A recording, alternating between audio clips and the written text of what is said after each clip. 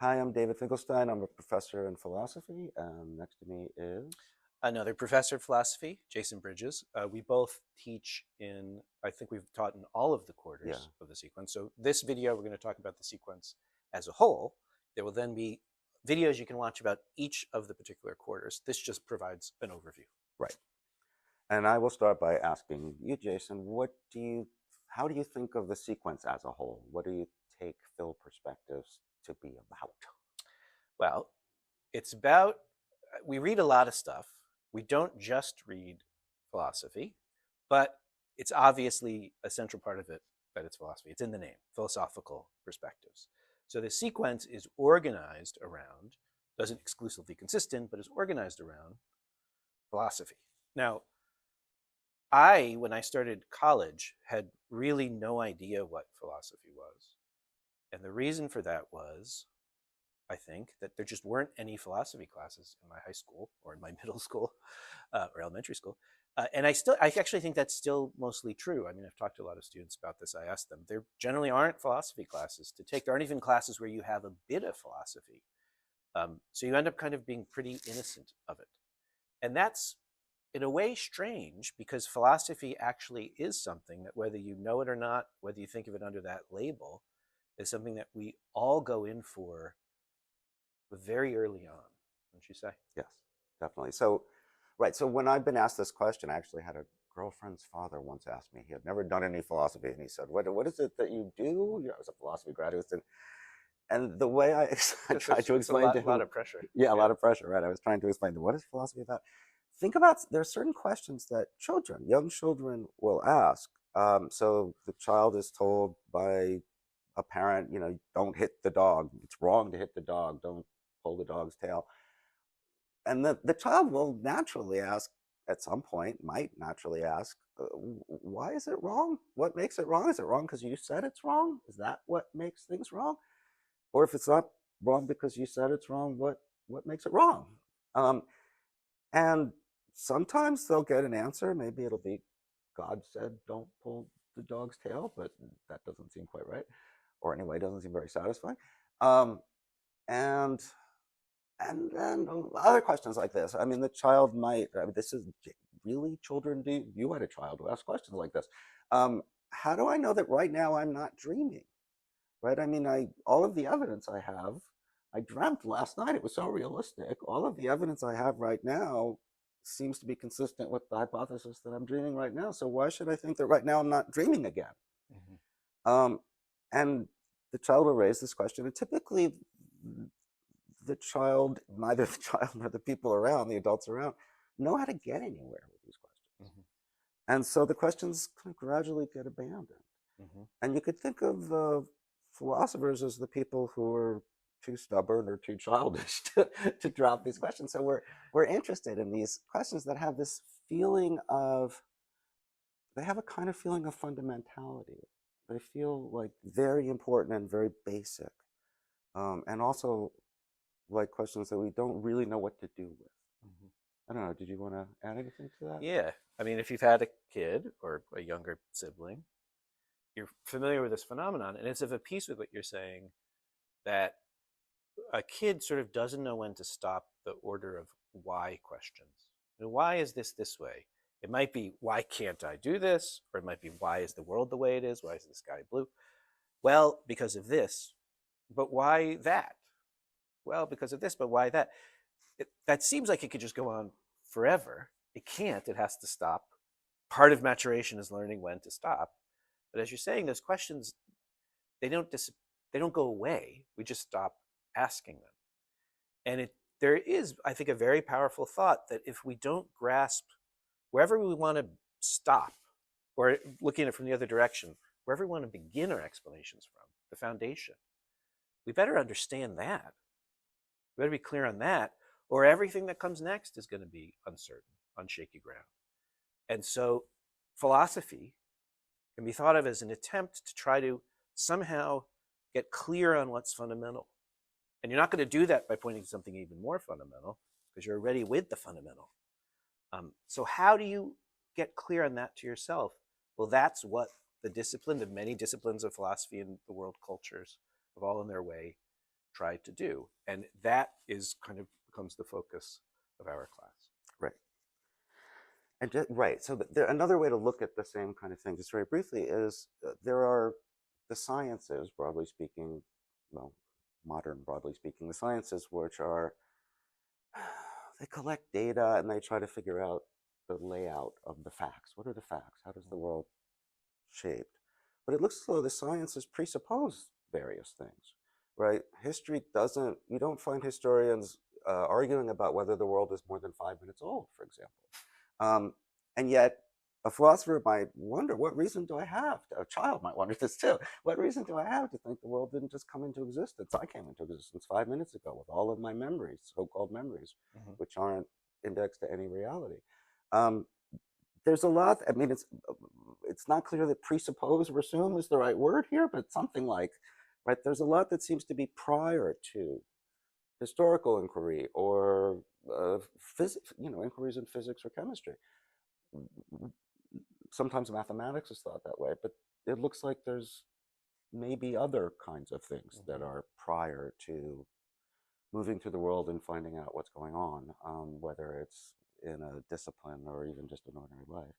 Philosophy is interested in all that stuff that we seem to, in some sense, take for granted. And then it's interested in what is our entitlement to that? Why do we take it for granted? What is it? Yeah. So to descend one level down of abstraction, what are some of those fundamental questions or foundational concepts that organize a reflection of the kind that we're trying to gesture toward? Well, they kind of, broadly speaking, divide into two categories. And one set of labels for them is the practical and the theoretical. Those are Kant's labels, who, if you stick around and take it in the spring, you will read. Practical questions are questions about doing stuff. They're questions that bear on the question of what to do. So kind of the basic question would be, how should I live? Or, put another way, what's the good life? Presumably, the way I should live is the way that yields the good life. So what's goodness? That's the practical side. And then there are other kinds of questions that kind of percolate out of that. On the theoretical side, there are questions about not what I should do, but what is? What is there? Sometimes that's metaphysics. And what is knowledge? I can know what there is, it would seem. Seems, yeah. How do I? And one, as you pointed out, it can immediately seem like, it doesn't take much reflection to make it seem like, I actually can't know anything because I'm dreaming, and how the hell do I tell the difference between the one thing and the other? So both of those questions come up in this course, and they pattern out a little bit. In the fall, it's kind of, which everybody takes.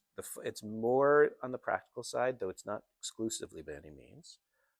In the winter, it is more on the theoretical side, so questions about skepticism, about knowledge of the world around one, and so then questions about perception become very central. And then in the spring, with a later group of texts, we sort of move back to the practical. But yeah, so the big questions: what is knowledge? What is there? That's on the side of the theoretical. And what is good? How should we act? And then what ought we to do with respect to one another once we turn to the social? Right.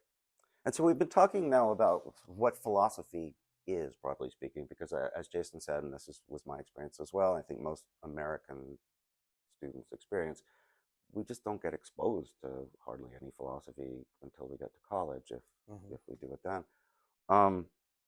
Another question that bears on the course as a whole, well, not every text in the course is typically thought of as a philosophy text, people reading plays and novels and Shakespeare. How do you think the explicitly philosophical texts and the other texts come together in this sequence? Can you say anything about that? Yes. So, right, it's philosophical perspectives. And it's called that because you can take a perspective on more than one thing. And so one of the things that we take that perspective on is, as you say, drama. So in the fall, when the focus is on the ancient world, the dramas, the tragedies in particular of Hellenic Greece. We'll talk about that more in the video on the fall quarter. in the winter, it's also there might be some Shakespeare in there. There might be some early novels, and then in the spring, when we get to the period of the great novels of the 18th, 19th century, it's going to be novels. There's going to be short stories. Some people read poetry. Some people actually read scientific texts too. So there's all that stuff that comes together. And well, I mean, one thing is, it's just important to realize that there's more than one way within the humanities to try to think through these fundamental questions.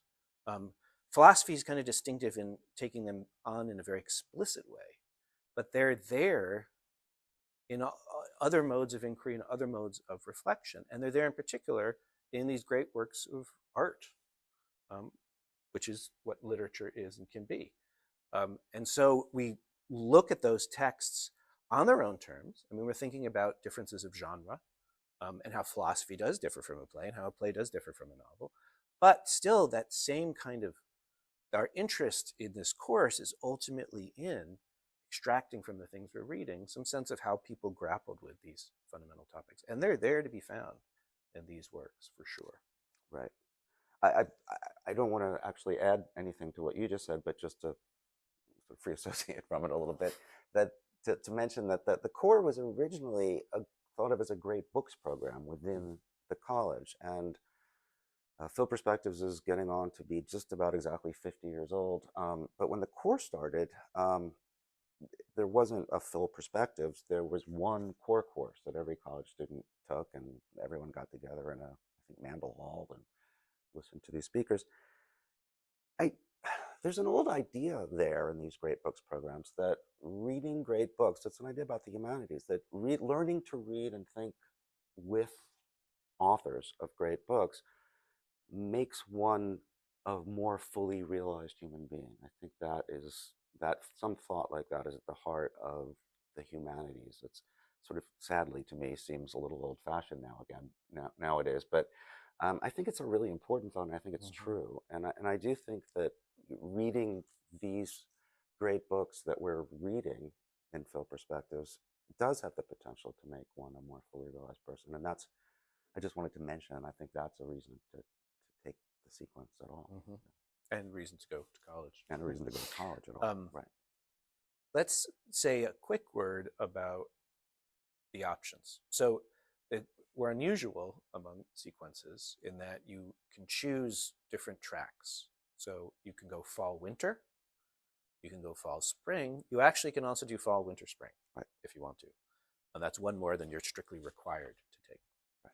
So the fall is, as we mentioned, in the ancient world, and is primarily focused on the practical, though not exclusively.